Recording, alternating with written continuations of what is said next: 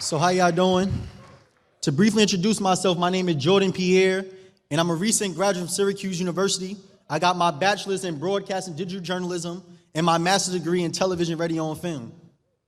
And what I want to talk to you all today about is the power of media, not only as a tool to effectively tell stories, but to shape identity. Because one of the things I've come to understand is that we are starting to see a generation become what it is that they watch. What do I mean? What you watch impacts how you think impacts how you behave, and how you behave plays a role in the configuration of your identity.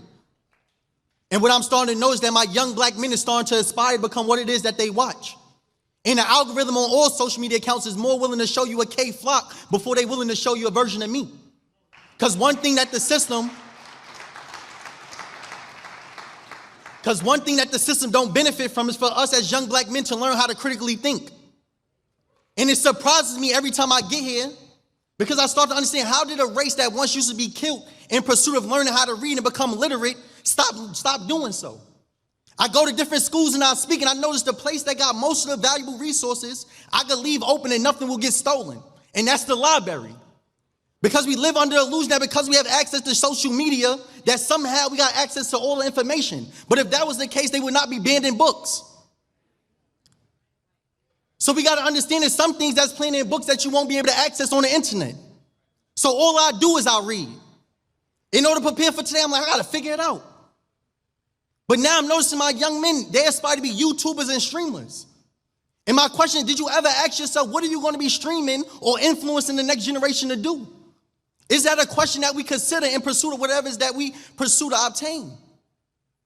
And when I was growing up, I didn't really understand it, because my stepfather would tell me, he said, while it's easy to dream, it's hard to aspire to become that to which you have never seen.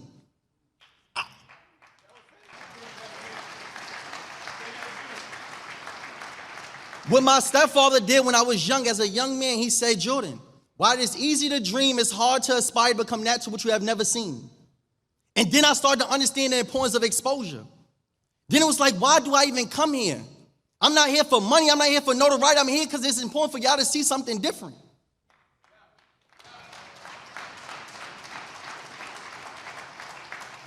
What do I mean? We show all the negative representation and stereotypes of how we exist. If left to the narratives in mainstream media, you will be made to feel as if you can't be black and a scholar too. They only portray us as athletes and entertainers, as if the only forms of contribution we make to the world is being a source of entertainment. So then I get mad. Because then I'm like, when I see those references, I don't always see myself in that. Yeah, I played basketball, but I always was a scholar. So when basketball stopped, I went to Syracuse University on a full academic scholarship.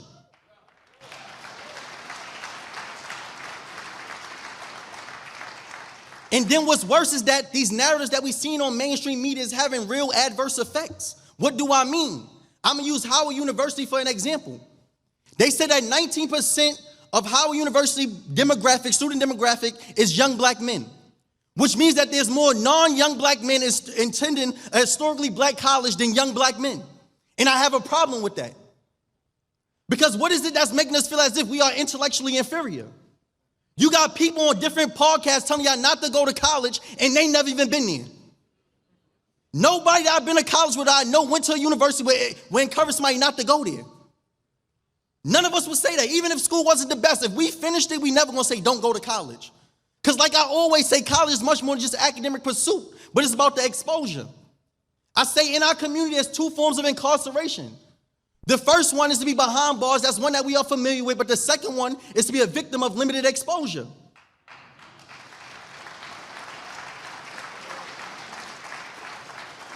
It's the things that you have not seen.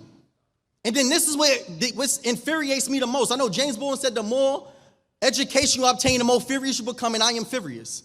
So whenever I go, I speak with conviction. Because I'm also noticing that there's a silencing of our scholars. What do I mean? When I was in Syracuse, I noticed the trend that was happening. I'm like, yo, why I don't ever see Louis Farrakhan? I don't see Maya Angelou. I don't see Angela Davis. I see none of these people coming to speak at our commencement ceremonies. Why they no longer have symposiums and lectures at our universities anymore? So I'm wondering what happened to my scholars. Because when I look at my history, that's who I look up to. So now I sat down, I'm like, yo, what's going on? But I started to see this movement of a lot of influencers. At our black graduation, they had Tay Diggs come. After that, they had Sony Hilson, that's from the View. And I'm like, all right, but where are my scholars? So then I'm reading an article today, and I noticed that we're starting to put influencers on the platform, but not asking what are they influencing our youth to do, but we putting them on a platform to speak.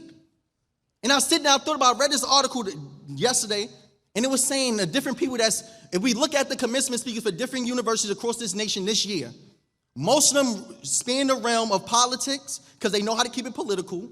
And then we have our athletes and our entertainers. And I sit there and think, because it's a question we all must ask. Are we picking people to come speak to our youth that we feel have educated themselves and can effectively deliver a message that our young black men or our graduates need to hear? Or are we picking people solely because they notoriety? Because there's a difference. You could be on social media with a lot of influencers telling us to go buy shea butter. But then as somebody that has educated themselves, you know you have to speak upon our responsibility and our consciousness when it comes to responsibility to much more than just ourselves, but to this nation. When I think about media, I think about how do other people see Americans? When I think about media, I say it's not the worst thing that could have happened is not only how media has conditioned other people to see us, but how it has conditioned us to see ourselves.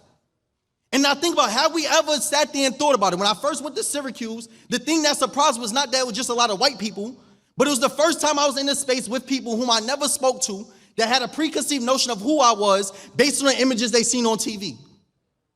Do y'all understand what I mean? There's some people that have never talked to a black person in their life. And the only references of how we exist is our entertainers. So Snoop Dogg is to speak at the business school at the University of Southern California. To the naked eye of those that's not educated, it seems like that's no big problem. I don't mind seeing Snoop Dogg go speak, but I have a problem with it. Why?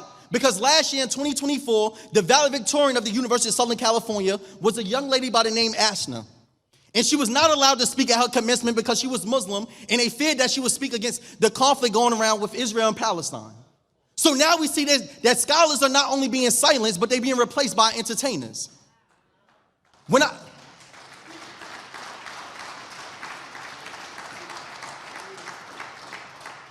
Then we see an administration using money to also silence our institutions.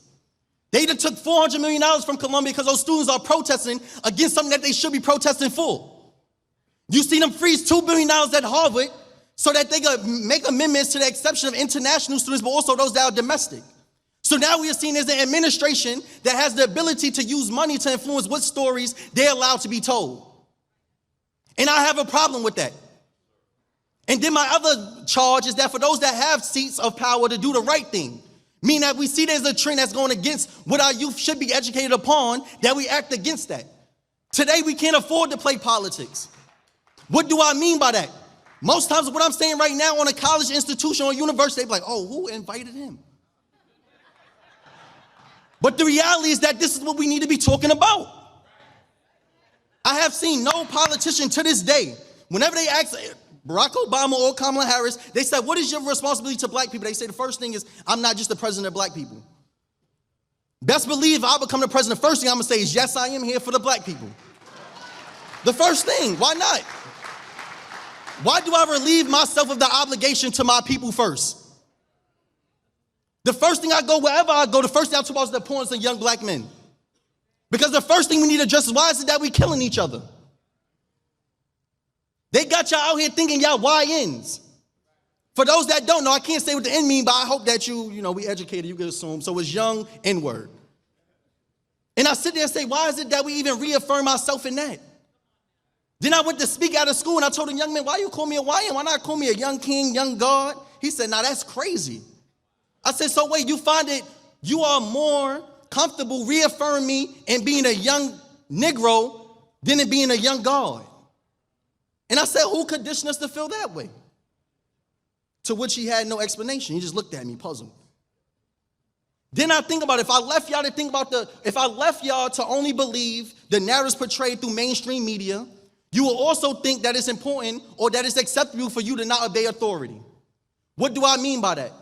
I seen a post about Pastor Philip Anthony Mitchell, and what he said, and I know 95% of people didn't even watch the whole sermon, but it was a little snippet where he said, all of the young black men that have been killed by law enforcement have not died because it was a bad officer, but because we have failed to teach our children how to obey authority. It was an uproar. They're like, what, are you excusing officers for the excessive force? No, we would never excuse officers for the use of excessive force. But the quintessential question is, are we teaching our young black men how to respect authority? That is an important question.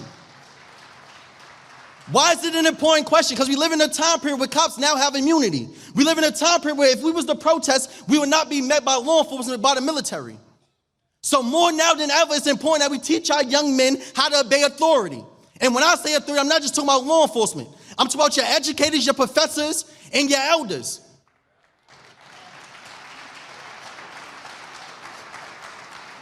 Why do I say that? Because there's no way we could build a village where the youth don't respect their elders and their elders are scared of their children.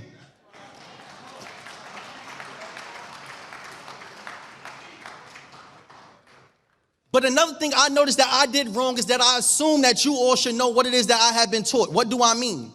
When I first came to speak in February, one of the young men came to speak and he said it was his first time wearing a suit. That's the reality. I forgot that part.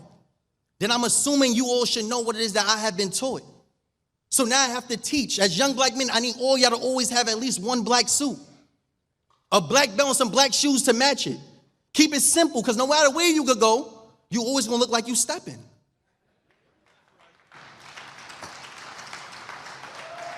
The second thing I have to teach you is that you should never leave the house without a form of identification.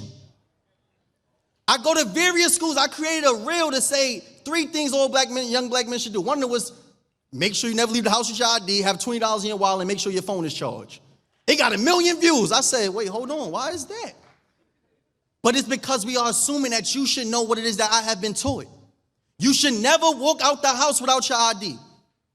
I would hate for you to walk out the house without a form of identification and need it. But it's something that ought to be taught. I can't assume that you know that, because now I know I'm assuming things, and that's at the fault of me. And my assumption is coming at the fault of you all. But I have to first acknowledge myself and my wrong, which that I'm assuming that you should know what it is that I have been taught. The second thing that irks me the most is these ski masks. I got to talk about it. I got to. Because I'm trying to understand, when was it ever something that we glorified to be hot in our faces? Unless you plan to rob somebody, you should not have on a ski mask. I'd be wondering, like, when was that cool? I never wore hats enough. My mom would say it's cold outside. Put on a hat. I'm like, they got to see my face. I never wanted to hide this face. But now y'all walk in like it's cool. All I can see is your eyes. And y'all make this seem like this is a fashion statement. So I'm going to make sure I get towards the ending point, which is 2 things. The first one is I also always want to reaffirm my young black men in your confidence. So we've seen something with Shadar Sanders where, you know, people got their own opinion, but what I do want y'all to know is that there's a community of people that when you know who you are and whose you are, you make them uncomfortable.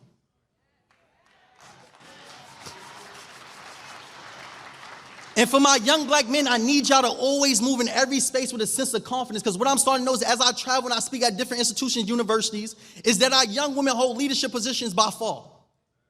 And I don't have a problem with my young women leading, but I do have a problem with my young black men not feeling inclined to do the same. When I was in Syracuse University, I wanted to be the president of everything. I was the president of Alpha. I ran to be the president of school. I wanted to be everything. Hey. I should have got that out the way before I started. Last thing I'm going to end with, he did speak about sinners. And what I do want us to know, there's a valuable message in the first one, is that everything is spiritual. And this is how I'm going to end. Ephesians chapter 6, verse 12. Oh yeah, I might work on being a pastor, but listen. It says, we wrestle not with flesh and blood, but against principalities, against powers, against rulers of darkness in the world, against spiritual wickedness in high places. As a child, I didn't understand that, but I understand it now. And what I want y'all to know is that we enter in much more than just a physical, but a psychological and a spiritual warfare. So for my young black men, I need y'all to start building your relationship with God. Why do I even say that? And I'm going to close here, because there's going to be some battles you can't physically fight your way out of, but you're going to have to pray your way through. And I'm going to say thank you.